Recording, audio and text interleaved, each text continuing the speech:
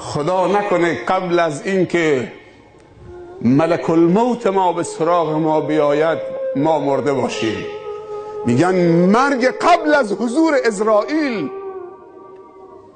اون مرگ نافرجامی است، اون مرگ خوبی نیست.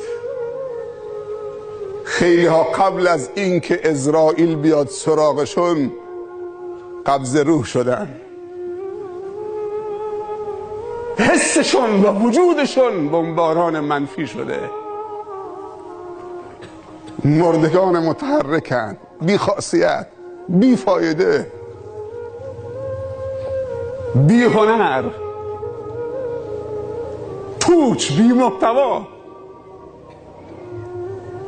به اندازه سنگ تو کوچه هم ارزش ندارد، از اونم کمتره.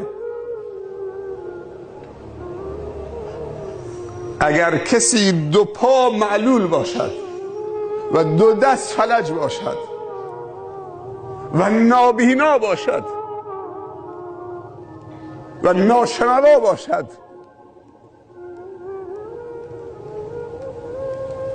نتونه کاری انجام بده مفید بشه، عذری به درگاه خدا و عذری پیش بندگان خدا و دوستان و هم نوعان دارد که بهشون بگه معذرت میخوام، من میخوام یه خدمتی به شما بکنم ولی نه 2 پا دارم که بیام به طرف شما، نه 2 دست دارم که چیزی بدم و نه زبان دارم که چیزی بگم و نه چشمی دارم که ببینم.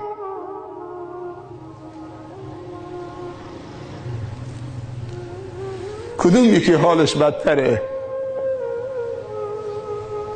یا اونی که هم 2 چشم داره، هم 2 گوش داره، هم زبان و بیان داره، هم عقل و شعور داره، هم دست داره، هم پا داره، هم امکانات داره ولی نمیتونه خدمت بکنه؟ کدوم یکی باید بهشون ترحم کرد؟ این دومی بیچاره بدبخت، این همه استعداد و امکانات، عاجز شده که نمیتونه سنگی رو از اینجا بلند بکنه، نمیتونه یک لیوان آب بریزه. بفرمایید من بنگالی فقیر در مکه دیدم که شاید به سختی آمده به حج یا به عمره، تو مسجد پیامبر و تو مسجد الحرام دیدم بنگالی، پاکستانی، سیاه‌پوست زنگی آفریقایی، آثار فقر بر چهرهشون نمایان بود، اما یه چوبی، یک سینی خریده، چند تا لیوان توش گذاشته، آب زمزم پر کرده، تو صف میچرخه. کسی تشنه نیست؟ مردم دارن قرآن میخورن، شاید اگر جا به جا بشن کسی جاشون میگیره. شما تشنه نیستید؟ یه لیوان بلند میکنه آب میخوره. شما تشنه نیستید؟ همچون که نشسته یه تشکری ازش میکنن، لبخند میزنه، زبونشون هم نمیفهمه.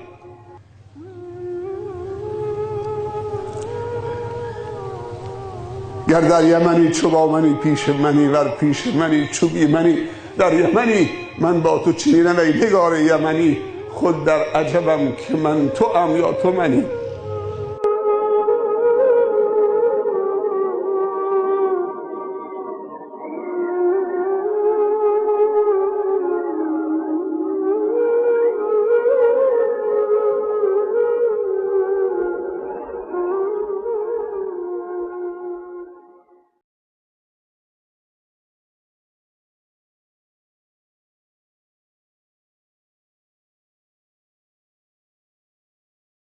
بهترین نوع مردن، زیباترین نوع مردن، کاملترین نوع مردن،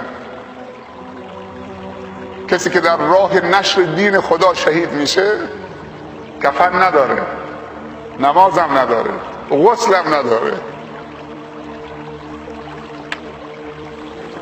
لباسش کفنشه. کسی غسل به شهید نمیده، با اولین قطره خونش همه گناهانش بخشیده میشه. زمینم حق نداره که شهید جسمشو بخوره. زمین حق نداره جسم دو نفر رو بخوره، یکی جسم انبیا، یکی جسم شهدای در راه حق. یعنی الان اگه قبر عمر رضی الله عنه الان چه؟ یا قبر حیدر یا قبر عثمان، هر کدومشون الان برید قبرشون رو باز بکنید، خون فکر میکنید تازه است. شهدای احد اللون لون الدم و ریح ریح المسک، رنگ خونه، بوی مشک نزد خداوند. به کمتر از شهادت در راه خدا راضی نشید. انسان همونطوری که میمیره همونطور مبعوث میشه. اگه در حال عود زدن بمیری، یه وقتی یه خواننده مشهور عرب در حالی که عود میزد همینجور گردنش خشم، عودم تو دستش. سکران باشی بمیرید، هر طوری که مردید همونطورم. خدا اون روز نیاره که مسلمان در حال شراب نوشیدن با همون قطبی.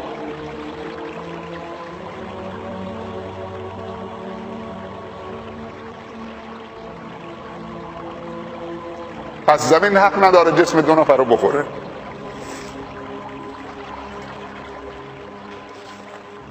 تمنای خوب مردن در راه خدا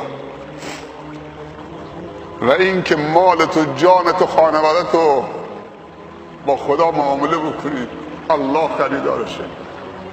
ان الله اشتری من المؤمنین انفسهم و اموالهم بان لهم الجنه.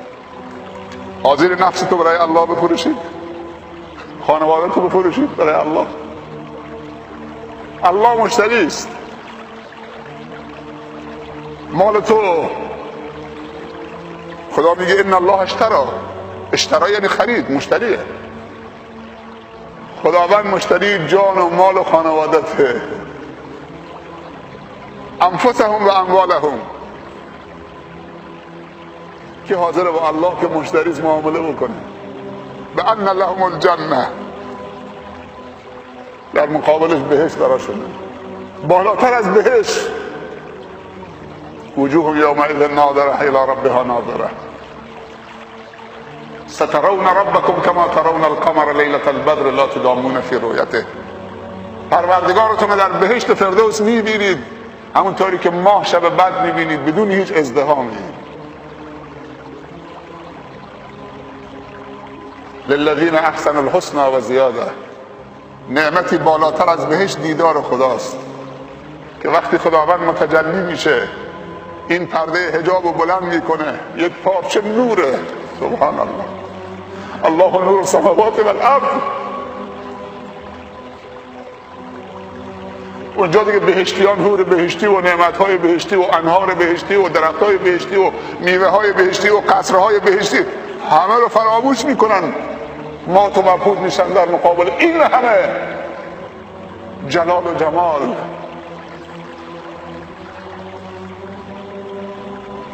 برای خودتون قیمت پایین نزنید، الله خریدار شماست. وقتی با الله معامله نکردید دیگه اونجا بیرون ایستاده ابلیس. مواد مخدر بهت میده تو رو میگیره، مشروبات بهت میده تو رو میگیره، زنا بهت میده تو رو میگیره دیگه. وقتی این هم انسان ذلیل باشه، قیمتش با این باشه که دیگه حاضر نشه با الله معامله بکنه، باید بره با شیطان معامله بکنه.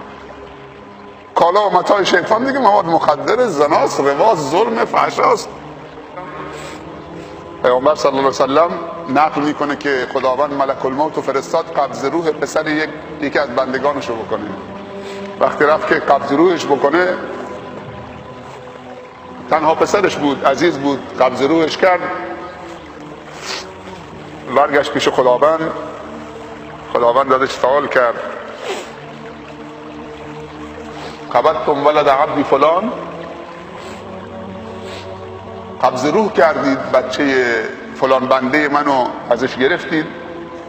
ملک الموت که بار الله خودت منو فرستادید. دیگه نه، من میخوام چه؟ جواب از تو بشنوم. گفت به امر تو بله یا رب. گفت قبضتم ثمرة فؤادی، میوه دلشو ازش گرفتی، جگرگوشش؟ گفت بله یا رب، به امر تو رفتم من. تو من رو فرستادی که برم جگرگوشش، میوه دلشه، عزیزشه، تنها پسرشه، فرزندش ازش بگیرم. سوال سوم، فماذا قال عبدی؟ عکس العمل عبد من و بنده من وقتی جگرگوشه و میوه دلش رو ازش گرفتی، عکس العملش چی بود؟